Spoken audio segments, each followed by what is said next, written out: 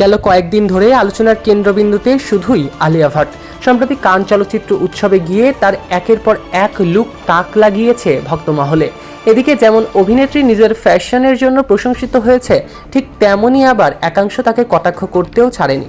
কিছু অনুরাগীর দাবি, আন্তর্জাতিক ছবি শিকারীরা আলিয়াকে উপেক্ষা করেছে কান চলচ্চিত্র উৎসবে।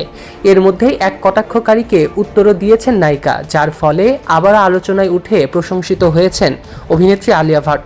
বুধবার 13ই মে আলিয়া নিজের ইনস্টাগ্রাম হ্যান্ডেলে একটি রিল ভিডিও প্রকাশ করেছে, যেখানে তাকে কাস্টম আইভরি সিল্ক শাড়ি গাউনে রাজকীয় লুকে দেখতে পাওয়া গিয়েছে। পোস্টের কমেন্টে এক মন্তব্যকারী লিখেছেন যে, কি দুঃখের ব্যাপার, আপনাকে কেউ দেখেনি, সঙ্গে একটি হাসির ইমোজিও যোগ করে দিয়েছে। আর এরই উত্তরে শান্ত অথচ তীক্ষ্ণ জবাব দিয়েছেন বলিউড ডিভা আলিয়া ভাট। অভিনেত্রী লেখেন, কেন দুঃখ পাবো, তুমিই তো আমাকে দেখছো। আলিয়ার এই জবাব মুহূর্তেই ছড়িয়ে পড়ে সর্বত্র জায়গাতে। অনুরাগীরা কমেন্ট সেকশনে অভিনেত্রীর উপস্থিত বুদ্ধি এবং আত্মবিশ্বাসের প্রশংসা করেছে ভীষণভাবে।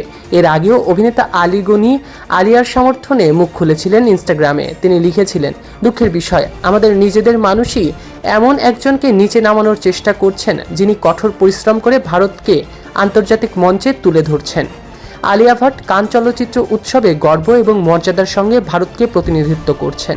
তাকে ট্রোল না করে আমাদের উচিত তাকে সমর্থন এবং উদযাপন করা। সৈকত আহমেদ নূর, সেলিব্রিটি লাইফলাইন।